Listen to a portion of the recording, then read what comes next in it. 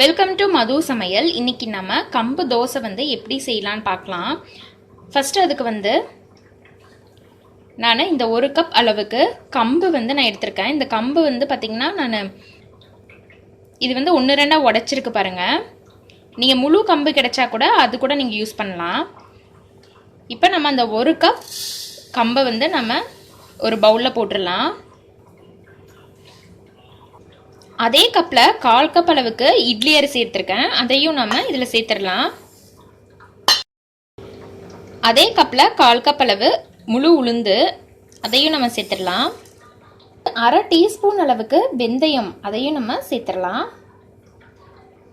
இப்போ நான் இதை நல்லா வாஷ் பண்ணிட்டு வரேன்.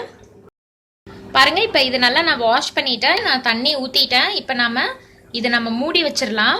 ஒரு 7 to 8 hours வந்து ஊறட்டும். நீங்கள் வந்து ஓவர் நைட் கூட நீங்கள் ஊற வச்சுக்கலாம். இப்போ நான் நைட்டு ஃபுல்லாக நான் வைக்க போகிறேன். காலையில் நம்ம எந்திரிச்சு பார்க்கலாம். இப்போ பாருங்கள், நான் ஓவர் நைட்டை ஊற வச்சுட்டேன். நம்ம அரைச்சிடலாம். பாருங்கள், நான் நல்லா ஸ்மூத் பேஸ்ட்டாக அரைச்சிட்டேன். இப்போ நம்ம ஒரு பவுலில் ட்ரான்ஸ்ஃபர் பண்ணிடலாம்.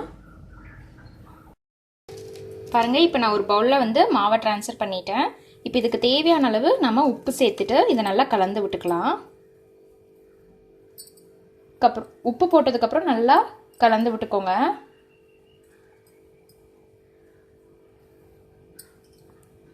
இப்போ இந்த மாவு வந்து நல்லா புளிக்கணும். ஒரு 5 மணி நேரம் நாம வெயிட் பண்ணலாம். புளிச்சதுக்கப்புறம் பார்க்கலாம். மாவு நல்லா புளிச்சிருச்சு. நான் ஒரு 5 hours வச்சுருந்தேன். நல்லா உப்பி வந்திருக்கு பாருங்க. இப்போ நம்ம இதை நல்லா கலக்கிட்டு நம்ம தோசை சுட வேண்டிதான். தோசை தவா காஞ்சிருச்சு. இப்போ நம்ம மாவை கலக்கி ஊற்ற வேண்டிதான். மாவை நல்லா கலந்து விட்டுக்கலாம்.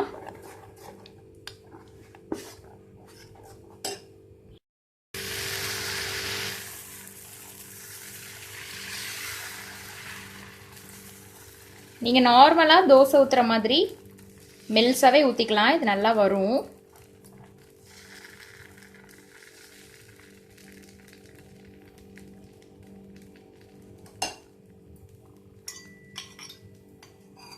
இப்போ எண்ணெய் சுற்றி ஊற்றிடலாம்.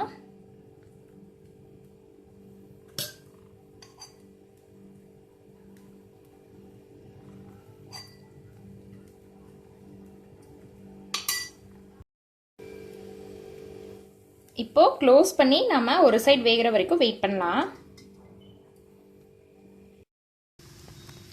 பாருங்க, நல்லா கிறிஸ்பா ஆயிடுச்சு. இப்போ நம்ம அடுத்த சைடு வேகிறதுக்கு நம்ம திருப்பி போடலாம்.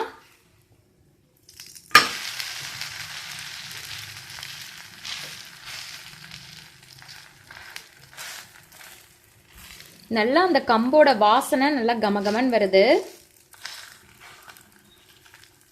நீங்கள் எப்போவுமே நம்ம நார்மலாக அரிசி வச்சு நம்ம இட்லி தோசைன்னு பண்ணிகிட்டு இருக்கிறதுக்கு நீங்கள் இந்த மாதிரி டிஃப்ரெண்ட்டாக செஞ்சு கொடுக்கலாம்.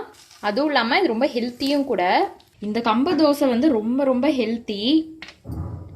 இதில் வந்து விட்டமின் இ இருக்குது, பி காம்ப்ளெக்ஸ் இருக்குது, நிறைய ஃபைபர் கண்டென்ட்டும் இருக்குது. அதனால் நீங்கள் இதை கண்டிப்பாக நீங்கள் செஞ்சு பாருங்கள்.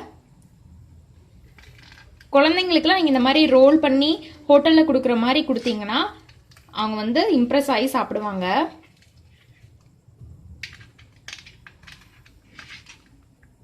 இந்த சுவையான ஆரோக்கியமான இந்த கம்பு தோசையை செஞ்சு பார்த்துட்டு எப்படி இருக்குன்னு கமெண்ட் சொல்லுங்கள். இந்த தோசைக்கு வந்து நான் வெங்காய தக்காளி சட்னி வந்து நான் வச்சுருக்கேன். இந்த சட்னியோட லிங்க் வந்து நான் டிஸ்கிரிப்ஷனில் கொடுத்துருக்கேன். நீங்கள் போய் செக் பண்ணிக்கோங்க. சேனலில் மறக்காமல் சப்ஸ்கிரைப் பண்ணுங்கள். தேங்க்யூ.